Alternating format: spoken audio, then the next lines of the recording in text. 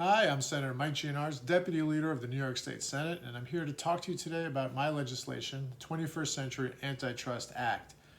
While various state and federal proposals are debated aimed at modernizing American competition policy, I've written a proposal that puts New York at the forefront of this discussion.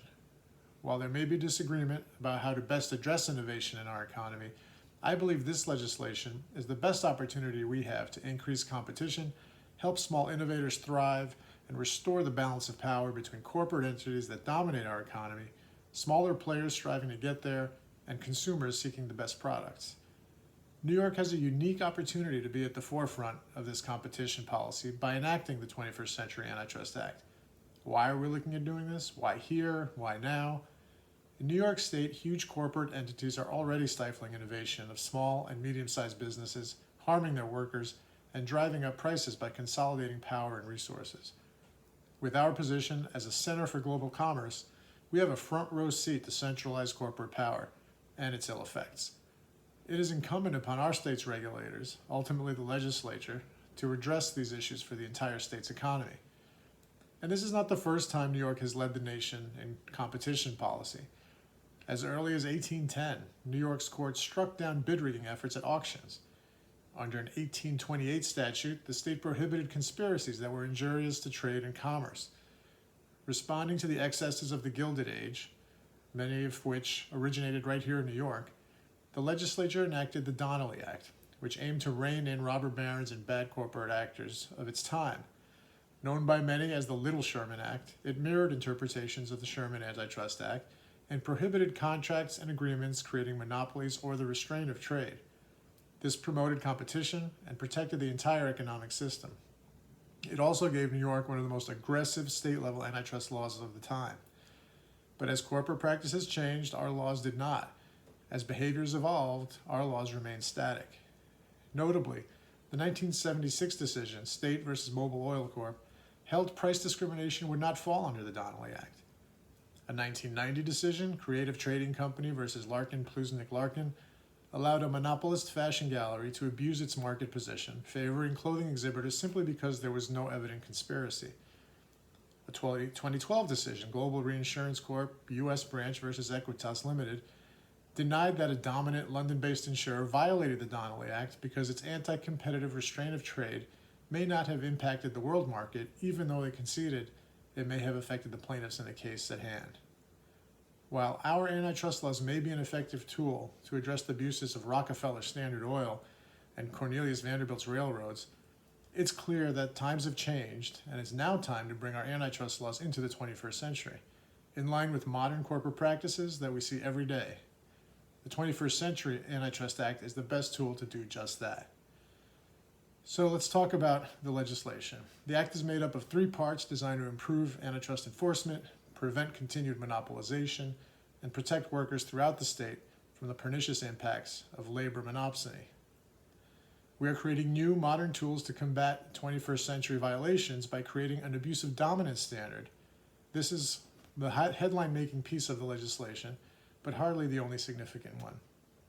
To understand what abusive dominance is, it's important to understand what abusive dominance is not. Now, this standard exists in many parts of the world, most notably in Europe, and it would not criminalize companies for simply being big. Success is not against the law.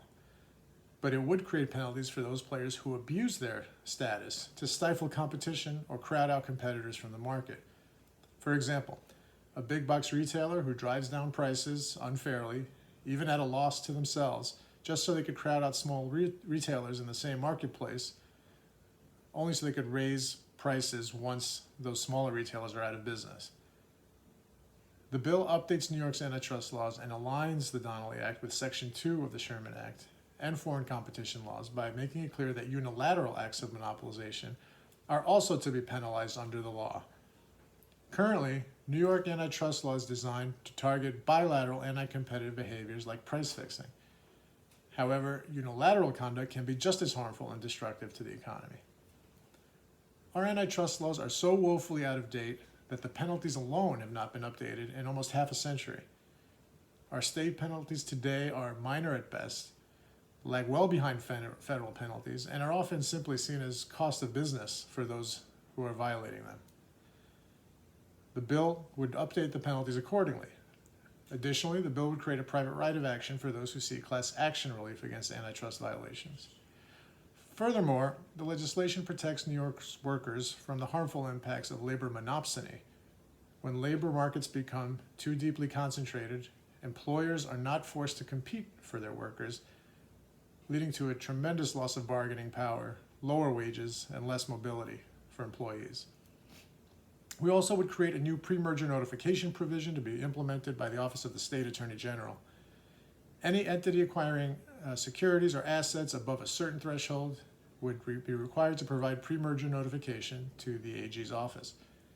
This section of the bill is similar to how federal law already requires parties to a merger over a certain size to notify the Federal Trade Commission in advance of consummating such a merger.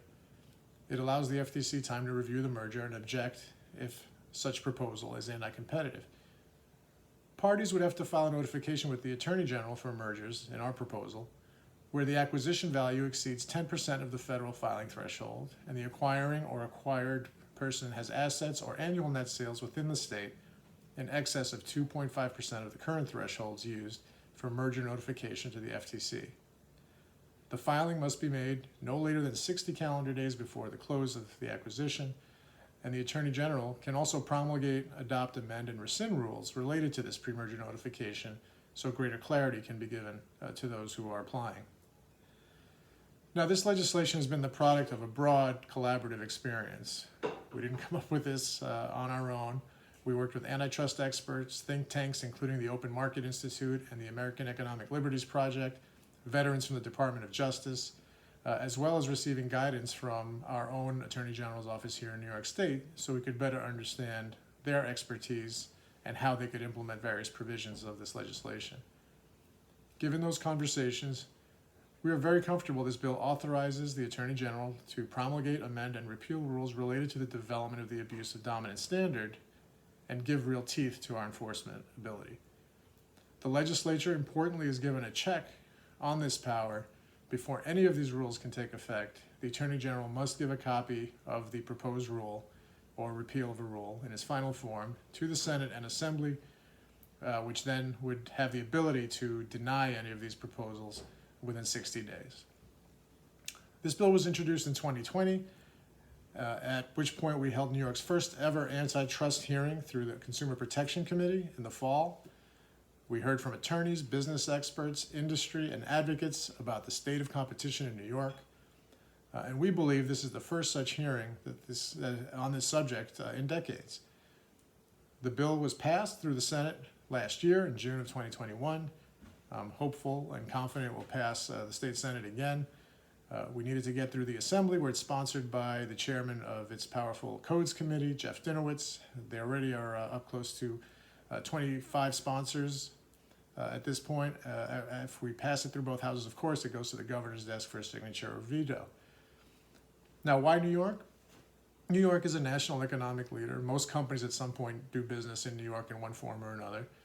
Similar to how California's emission standards end up setting the tone for the nation in terms of the environmental impact of auto emissions, it is not unprecedented for a particular state, particularly one that is as impactful in the marketplace as California or New York, to set standards that drive the debate, drive the discussion, and set policy for the entire nation. We're now seeing renewed efforts on the federal level also through Representative Dave Cicilline and Senator Amy Klobuchar, as well as through the leadership of Lena Khan at the Federal Trade Commission to address this on a national basis. And while those new federal efforts are promising, the congressional process, as we know, is perilously slow and inefficient. We can accomplish a similar result by getting this done in New York first, prodding our friends and colleagues in other governments to move, and also beginning to have an impact that will cascade throughout other states. Now is the time for this kind of change. Now is the time to lead. I'm glad New York has the opportunity to do that. I'm proud to be advancing the legislation that will end up addressing what many people believe is now the second Gilded Age that we are experiencing. I look forward to accomplishing this seismic shift that will give us a fairer, stronger economy going forward. And I thank all of those who have contributed to this effort and are interested in this debate. I look forward to continuing the conversation with many of you as we move forward and I thank you for listening.